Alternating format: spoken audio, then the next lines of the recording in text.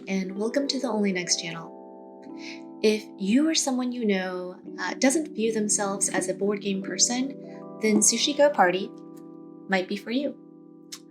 Even though these days I'm spending quite a bit of time playing intense campaigns like Aeon Trespass, Kingdom Death, and Tainted Grail, I have not always viewed myself as a board game person. Sushi GO is a game that I like to bring to gatherings with kids, or if I'm around family or friends who don't necessarily view themselves as board game people. There are a variety of Sushi GO games, so beyond this one, there's Sushi GO and also Sushi Roll, but this video in particular covers just Sushi GO Party. It's cute, it's fun, it's simple, it's designed for 2 to 8 players, and most games can be done in under 20 to 30 minutes.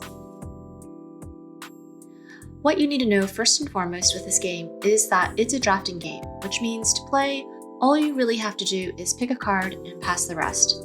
But to do well or win, you will need to have a strategy on which cards you're going to pick. For instance, if you were to pick this adorable tempura on its own, it's actually not worth anything in terms of points.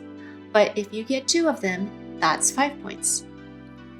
If you were to pick up this adorable egg nigiri, it's only 1 point.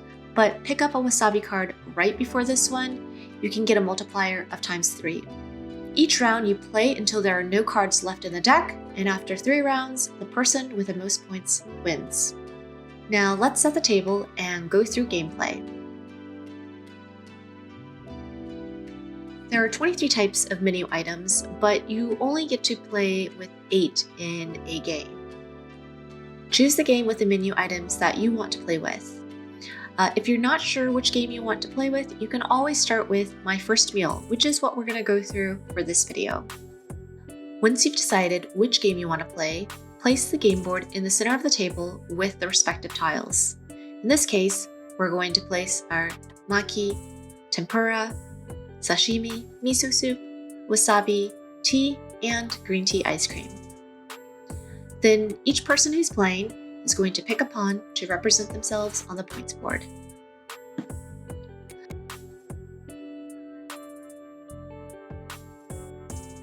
Next, the dessert cards that we'll be using in My First Meal are green tea ice cream.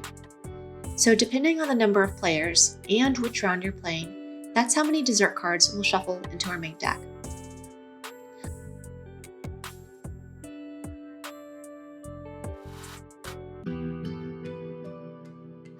Then we'll deal cards based on the number of people who are playing.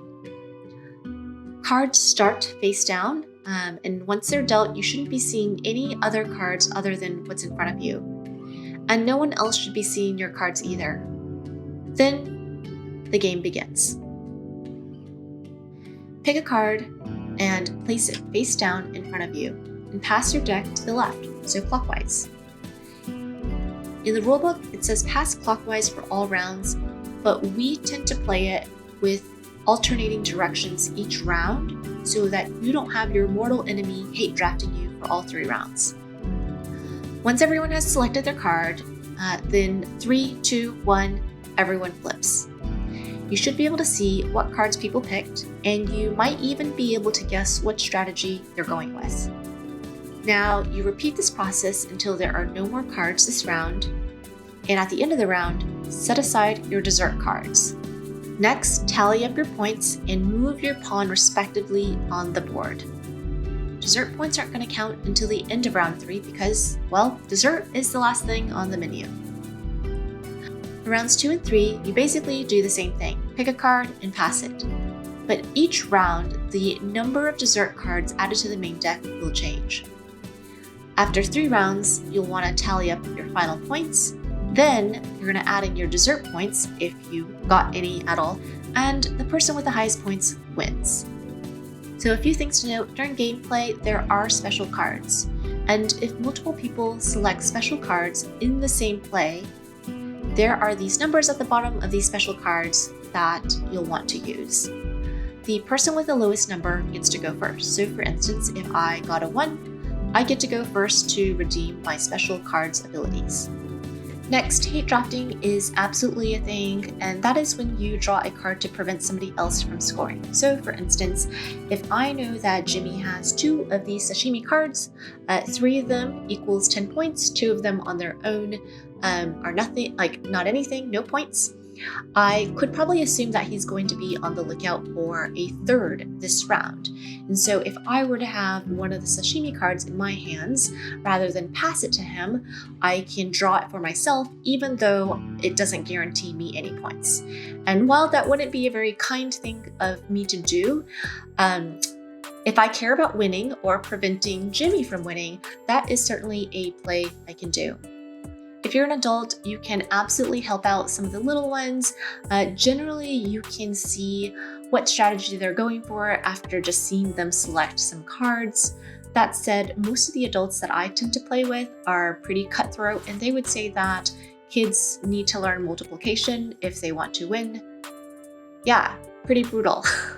So yeah, that pretty much covers the gist of Sushi GO Party.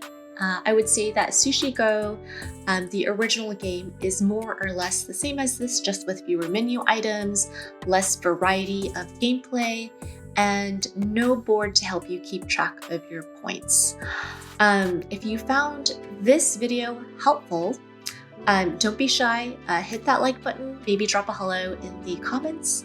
And if you'd like to see more content like this, you can let me know in the comments as well, and maybe even hit that subscribe button. As always, thank you for tuning in.